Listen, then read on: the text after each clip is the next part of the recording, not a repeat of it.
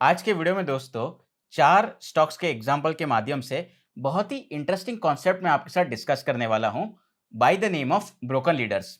In fact ये concept को हम आगे एक्सटेंड भी करेंगे और मैंने यहाँ पे अपना फ्लेवर भी ऐड किया है और एक फ्रेमवर्क आपके साथ शेयर करूंगा जिसे मैं कहता हूँ कम बैक लीडर्स। तो बहुत ही इंटरेस्टिंग डिस्कशन होने वाला है दोस्तों। But before we begin, please note ये वीडियो या एनालिसिस किसी भी तरह का रिकमेंडेशन नहीं है, ये सिर्फ और सिर्फ एजुकेशनल पर्पस के लिए है। Please consult your financial advisor before any investment decisions. तो चलिए दोस्तों डिस्कशन की शुरुआत करते हैं by smashing this like button. सबसे पहले डायरेक्ट हम स्टॉक्स के एग्जांपल्स या केस स्टडीज पे चले उसके पहले 2 मिनट लगा के ये कॉन्सेप्ट समझते हैं जो है ब्रोकन लीडरशिप का। ये कॉन्सेप्ट को समझने के लिए सबसे पहले मैं यहाँ पे आपके साथ मार्क मिनर्विनी, जो बहुत ही वेल नोन इन्वेस्टर है अमेरिका के, इनका मैं यहाँ पे ट्वीट शेयर करना चाहूंगा। इन्होंने अपनी किताब में कहा है कि ट्रेडिंग और इन्वेस्टिंग में एक कॉन्सेप्ट या सिंड्रोम होता है bye the name of broken leadership. ये कॉन्सेप्ट ये कहता है कि मार्केट के जो मेजर पार्टिसिपेंट्स होते हैं, mainly mutual funds, FIIs, DIIs, even retail investors, उन सबकी लिस्ट में एक ऐसा बिजनेस या स्टॉक होता है जो इन्होंने पूरी बुल रन में ट्रैक किया है और मल्टीबैगर रिटर्न जनरेट किए हैं। बट अनफॉर्चुनेटली ये स्टेक होल्डर वो पर्टिकुलर स्टॉक में कभी भी इन्वेस्ट नहीं कर पाए। हम बस ये पूरी स्टॉक की जर्नी के दौरान उसे बस ट्रैक ही करते रह गए। फिर फाइनली बुल स्टेजेस में हम सबको होता है फोमो, यानी कि fear of missing out. And finally जब वो स्टॉक में रिवर्सल आता है या साइकिल चेंज होती है तो हमें लगता है कि हमें अब ये स्टॉक में एंट्री ले लेनी चाहिए क्योंकि यहाँ पे एक सिग्निफिकेंट करेक्शन देखने मिली है। आइदर वो टाइम पे वैल्यूएशंस बहुत कम हो गई होती है या स्टॉक 52 वीक लो पे होता है। आपके माइंड में बहुत सारे रीसेंसी और हिस्टोरिकल बायस होते हैं क्योंकि फॉर एग्जांपल वो स्टॉक कभी 1000 रुपए रहा है और अब वो करेक्ट होकर 700-600 पे आ गया है तो आपको डीपली डिस्काउंटेड लगता है। ये सब फिनोमिनन हमारे बिहेवियरल इन्वेस्टिंग में प्ले आउट करते हैं। अल्टीमेटली आप कुछ भी करके अपनी बाइंग को जस्टिफाई करते हो and we seek for confirmation biases. But unfortunately बहुत सारे केसेस में शॉर्ट टर्म में ऐसा होता है कि वो बिजनेस में जो ग्रोथ ट्रिगर्स होते हैं वो प्ले आउट हो चुके होते हैं और आने वाली नेक्स्ट बुल साइकिल में जो पुराने बुल साइकिल के लीडर्स होते हैं वो रैली को लीड नहीं करते। These are called broken leaders. No doubt ये कंपनीज फंडामेंटली अच्छी हो सकती है, not denying it, but according to Mark Minervini upcoming bull cycle is rarely led by previous bull cycle winners. तो अब आपके माइंड में सवाल आएगा कि जनक भाई क्या हमें ये पुराने विनर्स को ऑलरेडी कंप्लीटली इग्नोर कर देना चाहिए? The answer to this is absolutely not. और यहीं पे एग्जैक्टली मेरा एक्सटेंशन आता है ये फ्रेमवर्क का by the name of comeback leaders. Because see कुछ तो अच्छा लगा होगा मार्केट को कि इनके प्राइस फर्स्ट प्लेस में पुरानी बुल साइकिल्स में मूव हुए and we have to keep track of these companies. Some of these old winners can make a strong comeback. जरूरी नहीं कि ये इमीडिएटली हो बट सब्सिक्वेंट बुल साइकिल्स में हो सकता है। बट इसके कुछ डेफिनेटली कंडीशंस है जो मैं आपके साथ डिस्कस करूंगा। तो चलिए ये कमबैक लीडर्स को आइडेंटिफाई करने के लिए 3 स्टेप्स मैं आपके साथ शेयर करता हूं। स्टेप 1, करंट बुल साइकिल और पुरानी बुल साइकिल को स्टडी कीजिए and always keep list of strong businesses handy. तो यहाँ पे आपको मार्केट का एक डेडिकेटेड स्टूडेंट तो बनना पड़ेगा। Step 2, current market scanning.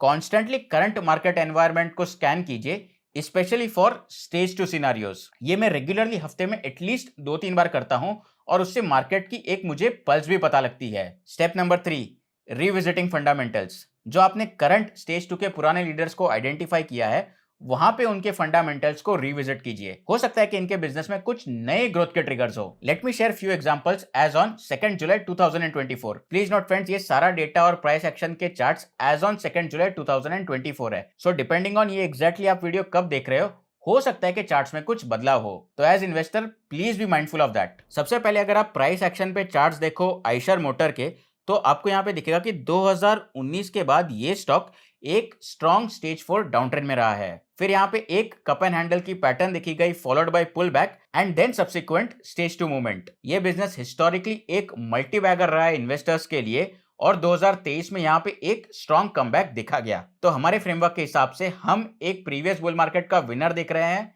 जो करंटली स्टेज 2 में है और अब यहाँ पे हमें करंट इसके फंडामेंटल्स को रीएनालाइज करना है। Q3 FY24 में कंपनी ने 3 नए प्रोडक्ट्स लॉन्च किए जो मार्केट ने वेल एक्सेप्ट किया। ये प्रोडक्ट्स थे Himalayan 450, shotgun 650 and super meteor 650 which were all connected vehicles. और अगर आप शांति से ऑब्जर्व करो ना ब्रांड रॉयल एनफील्ड को, so this is a play on premiumization theme in India. Ladakh पे वो लंबी रोड ट्रिप पे निकलना अपनी पर्सनल रॉयल एनफील्ड पे, इसका मजा ही अलग है। यहाँ पे एक एंटीथेसिस का पॉइंटर था, वो था ईवी के माइग्रेशन के चलते जो बिजनेस में थ्रेट आता है वो, बट हो सकता है कि ये उतना बड़ा रिस्क ना हो जितना शायद दिखाया जा रहा था। अल्टीमेटली फ्रेंड्स, बिजनेस में तो नंबर्स बोलते हैं। इनके फ्रेंड्स जो इबिटा मार्जिन थे 2022 में, वो लगभग 21% के अराउंड आ चुके थे और अब ये करंटली 26% पे है। अगर आप इसका हिस्टोरिकल डेटा देखो तो इसके peak margin somewhere around 30 to 31% रहे हैं। तो डेफिनेटली यहाँ पे और लेग रूम है मार्जिन के एक्सपांशन का। इनफैक्ट फ्रेंड्स, 2023 में एक टाइम पे यहाँ पे इसका प्राइस अर्निंग रेशियो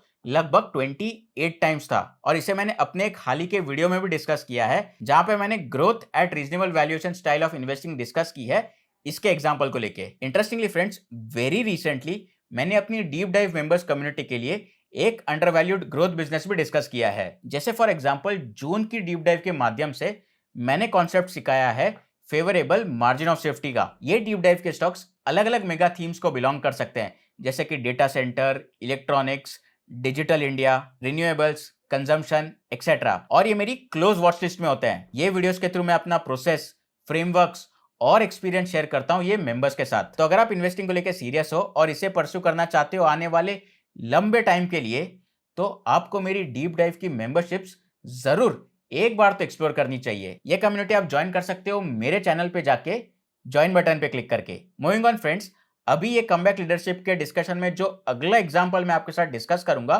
वो है बालकृष्ण इंडस्ट्रीज का। अगर आप इसके प्राइस एक्शन के चार्ट्स देखो तो ये स्टॉक एक लंबी कंसोलिडेशन से गुजरा है। इनफैक्ट यहाँ पे 3 साल की कंसोलिडेशन देखी गई है। ये लंबी कंसोलिडेशन के बाद रिसेंटली यहाँ पे एक स्टेज 2 का ब्रेकआउट देखने मिला है। इनके बिजनेस में Q4 में ईयर ऑन ईयर 13% से वॉल्यूम में ग्रोथ देखी गई है, which is a very good number. Eight the same time अगर यहाँ पे प्रॉफिट की ग्रोथ देखो ईयर ऑन ईयर, यानी कि ये Q4 को आप कंपेयर करो पिछले साल के Q4 से, तो यहाँ पे भी प्रॉफिट में 88% की ग्रोथ देखी गई है। 4 रुपए का ये कंपनी ने रिसेंटली डिविडेंड भी डिक्लेयर किया है। एंड फ्रेंड्स, मार्जिन्स में भी एक अच्छी इंप्रूवमेंट देखी गई है एक लंबे टाइम फ्रेम के बाद। सो डेफिनेटली कहीं ना कहीं मार्केट ने ये पहले से सेंस कर ही लिया था। एंड फ्रेंड्स, इंटरेस्टिंगली बहुत ही रिसेंटली मैंने एक यहाँ पे ब्लॉग भी लिखा था अपने मेंबर्स के लिए। इनफैक्ट फ्रेंड्स, आइशर मोटर्स और बालकृष्ण इंडस्ट्रीज की तरह ही एक बहुत ही सिमिलर बिहेवियर देखा जा रहा है डीवीज लैब के स्टॉक में। डीवीज लैब भी पुरानी बुल रन का एक स्ट्रॉन्ग लीडर रहा है और अब यहाँ पे 2021 के बाद फ्रेंड्स यहाँ पे एक ब्रेकडाउन देखा गया था और ये स्टॉक स्टेज 4 डाउन ट्रेंड में था। इन्वेस्टर्स को एक लंबा वेट कराने के बाद रिसेंटली यहाँ पे स्टेज 2 का ब्रेकआउट देखा गया है। अगर आप इनका बिजनेस क्लोजली स्टडी करो तो इनके पीक मार्जिन 44% से 24% पे आ गए थे। This was a sharp reduction. But अब अगर आप इनके Q4 के रिसेंट रिजल्ट्स देखो तो सेल्स में शार्प इंक्रीज देखने को मिला था। एट द सेम टाइम यहाँ पे मार्जिन्स में भी इंप्रूवमेंट देखने मिली है और अब ये 32% पे आ गए हैं। जहां तक डीवीज लैब के बिजनेस की बात है तो ये बहुत ही जाना माना नाम है फार्मा इंडस्ट्री में और ये कंपनी एपीआई या एक्टिव फार्मास्यूटिकल इंग्रेडिएंट को मैन्युफैक्चर करती है। According to the management in the latest results con call, they are seeing lot of new projects coming up in the business। तो यहाँ पे ये सेंस कर रहे हैं कि बहुत सारे नए प्रोजेक्ट्स आ सकते हैं। Eight the same time peptide की थेरेपी के एरिया में भी यहाँ पे इनके लिए बहुत सारे बिजनेस की अपॉर्चुनिटीज या एवेन्यूज है। तो this is one of the interesting space. In fact future की ग्रोथ के लिए यहाँ पे इन्होंने 650-700 करोड़ का कैपिटल एक्सपेंडिचर या केपेक्स का भी प्लान किया है। बट हाँ, जहां तक वैल्यूएशंस की बात है तो ये currently 75 times price earning ratio पे ट्रेड हो रहा है, which according to me personally is on the higher और प्रीमियम साइड। बट ये स्टॉक के 5 साल का average price earning multiple somewhere in the range of 50 times रहा है। तो इससे हमें ये पता लगता है कि ये एक ऐसा स्टॉक है जो हमेशा से एक प्रीमियम मल्टीपल्स पे ट्रेड हुआ है। बट अब मार्जिन ऑफ सेफ्टी एक ऐसी चीज है जो यहाँ पे किसी भी इन्वेस्टर को इंडिपेंडेंटली जरूर एसेस करनी चाहिए। आईएक्स या इंडियन एनर्जी एक्सचेंज ये मार्केट का फेवरेट रहा है 2020-21 के बुल रन में और ये बुल रन के बाद यहाँ पे सबसे पहले टॉपिंग देखी गई, followed bye breakdown and subsequent stage 4 down trend. अगर आप फ्रेंड्स इसके चार्ट्स ध्यान से देखो तो ये स्टॉक एक लंबी कंसोलिडेशन से गुजरा है। प्राइस एक्शन पे इनफैक्ट एक इन्वर्टेड हेड एंड शोल्डर का पैटर्न भी देखा गया था इसके वीकली चार्ट्स पे। अब रिसेंटली यहाँ पे एक ब्रेकआउट देखा गया है और हो सकता है कि वापस यहाँ पे स्टेज 2 अप ट्रेंड कमेंस हुआ हो। तो हमने पुराने बुल मार्केट का लीडर उठाया, उस पे स्टेज 2 का एनालिसिस किया। अब यहाँ पे इसके फंडामेंटल्स रिविजिट करते हैं। ध्यान से यहाँ पे इसकी सेल्स की ग्रोथ परसेंटेज ऑब्जर्व कीजिए। 2022 के क्वार्टर्स में year on year quarterly growth rate यहाँ पे नेगेटिव थी, यानी कि डीग्रोथ देखी गई थी और इसी के चलते मार्केट ने इससे पनिश भी किया। बट 2023 के सेकंड हाफ से अगर आप वापस ग्रोथ रेट देखो तो ये डबल डिजिट में आई है। एट द सेम टाइम ये एक ऐसा बिजनेस है जो एसेट लाइट है और ऐसे बिजनेसेस में दोस्तों ऑपरेटिंग लेवरेज और डी लेवरेज बहुत एक्यूटली प्ले आउट करता है। नीचे आप अर्निंग्स भी ध्यान से देखिए, काफी टाइम से इनका प्रॉफिट आफ्टर टैक्स 80 करोड़ के इन एंड अराउंड रहा है, बट रीसेंट क्वार्टर में ये जंप होके गया है टू 95 करोड़। तो क्लियरली नेट प्रॉफिट में भी एक स्पाइक देखा गया है। बहुत ही रिसेंटली इन्होंने एक अपने जून 2024 के वॉल्यूम के डेटा पे भी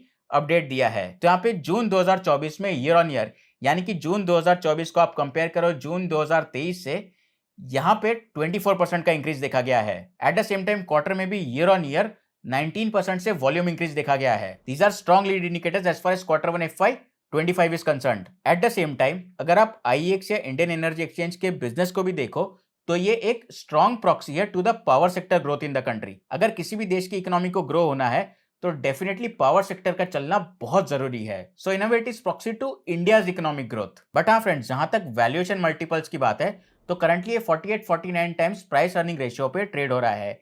इसकी 5 साल का average price earning ratio somewhere in the range of 40-41 times है। तो ये अपनी हिस्टोरिकल कंपैरिजंस में थोड़ा सा हायर एंड पे है। आइशर मोटर्स जो मैंने आपके साथ ये वीडियो के स्टार्ट में डिस्कस किया, वहां पे ऐसा केस नहीं था। It was one of the examples of growth at reasonable investing. किसी भी स्टॉक में दोस्तों ग्रोथ के साथ साथ रीजनेबल वैल्यूएशंस बहुत क्रूशल होते हैं। इसे growth at reasonable valuation style of investing कहते हैं। ये स्टाइल ऑफ इन्वेस्टिंग में आइशर मोटर्स के साथ साथ 4 और एग्जांपल्स डिस्कस किए हैं मैंने ये वाले वीडियो में। तो अगर आप ग्रोथ प्लस वैल्यू के फ्रेमवर्क में इंटरेस्टेड हो तो ये वीडियो नेक्स्ट आपको जरूर चेकआउट करना चाहिए।